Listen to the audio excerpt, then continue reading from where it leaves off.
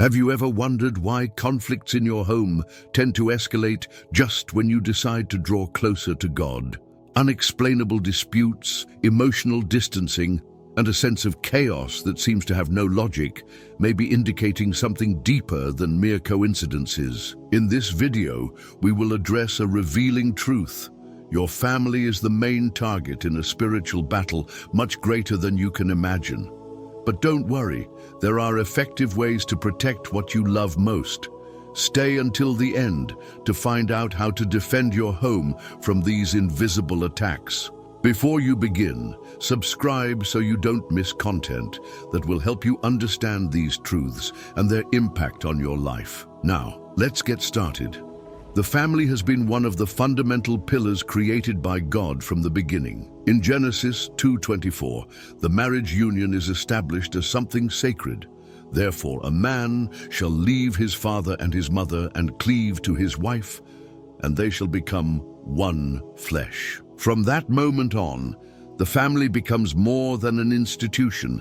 It is a reflection of God's perfect design for humanity. Yet, precisely because of its importance, this design also becomes a strategic target of the enemy. The family is the ground where faith is first sown. Through our parents, we learn spiritual values, the meaning of unconditional love, and the importance of maintaining a relationship with God. Deuteronomy 6:6-7 makes this clear. These words which I command you today shall be in your heart, and you shall teach them diligently to your children, and shall talk of them when you sit in your house, when you walk by the way, when you lie down, and when you rise.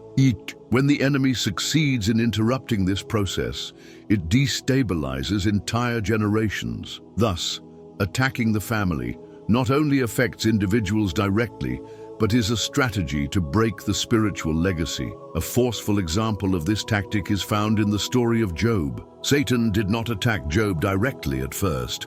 Instead, he destroyed his family and possessions before touching his health. In Job 1:18-19, the story is told of how a strong wind blew down the house where his sons were gathered, killing them. This attack was no accident. It was a calculated attempt to break Job at his most vulnerable point, his love for his family. Ephesians 5:22-33 describes the family as a reflection of the relationship between Christ and the church. Husbands, love your wives, just as Christ loved the church and gave himself up for her. When this relationship is destroyed, the very representation of God's union with his people is weakened. That's why the enemy works tirelessly to sow discord.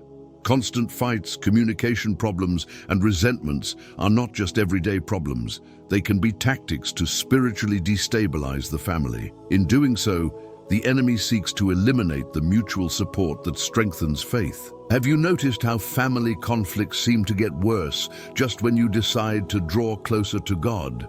This is no coincidence.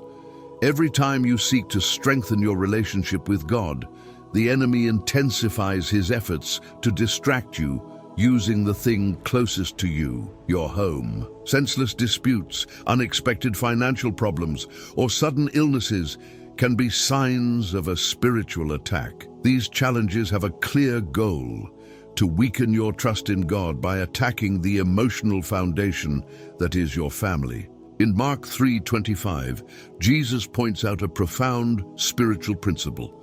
If a house is divided against itself, that house cannot stand. This teaching reveals that one of the enemy's primary strategies is to attack from within, fomenting divisions. But how does he accomplish this? Through tactics designed to weaken the family unit. One of the most common ways is by generating constant conflict.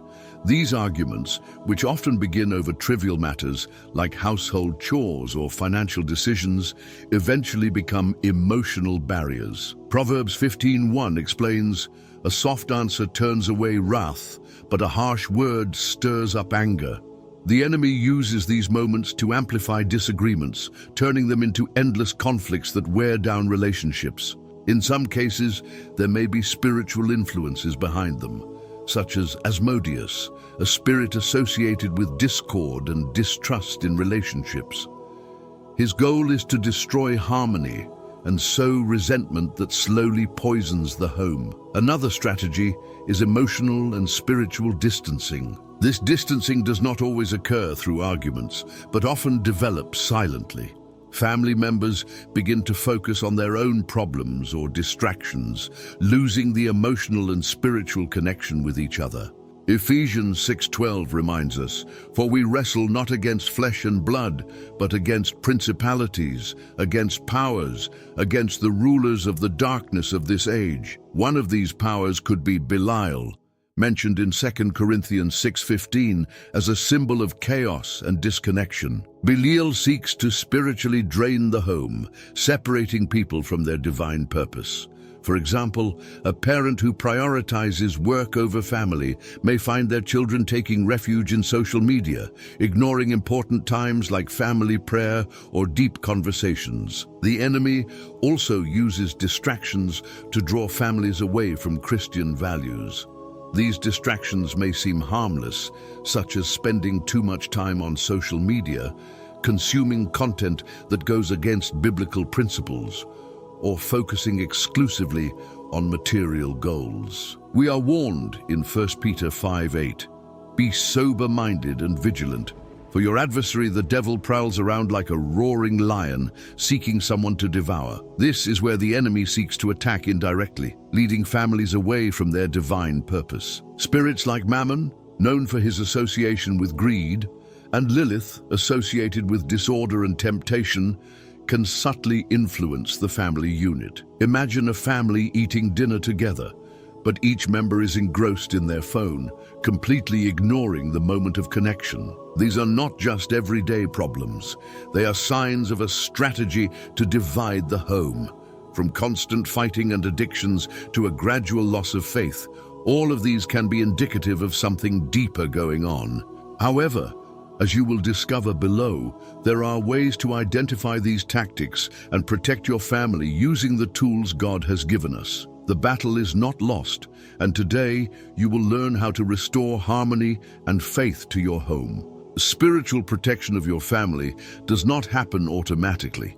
It requires conscious and intentional actions.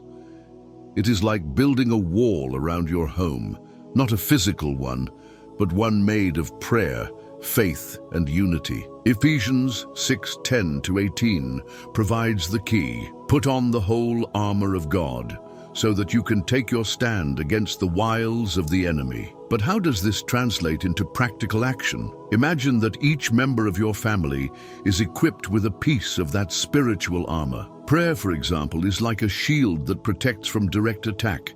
Not just any prayer, but prayer done together. When a family prays together, they are not only seeking God's guidance, but declaring that their home belongs to Him. Joshua 24:15 makes this clear. "As for me and my house, we will serve the Lord." Even modern studies show that families who pray together resolve conflicts faster and have a stronger connection, something the Bible taught millennia ago. The Bible, on the other hand, is more than a book. It is a manual of defense against spiritual attacks. Yet many families overlook something important. Reading it individually is helpful, but sharing what is learned as a family has a greater impact. How about each member choosing a weekly verse to discuss together? This not only brings God's word to mind, but also makes it part of daily dialogue and strengthens the spiritual environment of the home. In addition, something as simple as music can transform the spiritual environment of your home. The Psalms, for example, were songs used to uplift the spiritual atmosphere of the people of Israel. Put on hymns or Christian songs while you cook, clean, or even rest together. Changing the music you listen to can change the emotional and spiritual environment of your home. An essential step is to identify the spiritual gaps, those small cracks where the enemy tries to infiltrate. Ask yourself, are there unresolved resentments in your home? Are there material distractions that divert your attention from the spiritual? Taking a spiritual inventory as a family not only helps to spot problems, but it is also an opportunity to strengthen unity. Meet once a month and talk openly about how you can improve your relationship with God.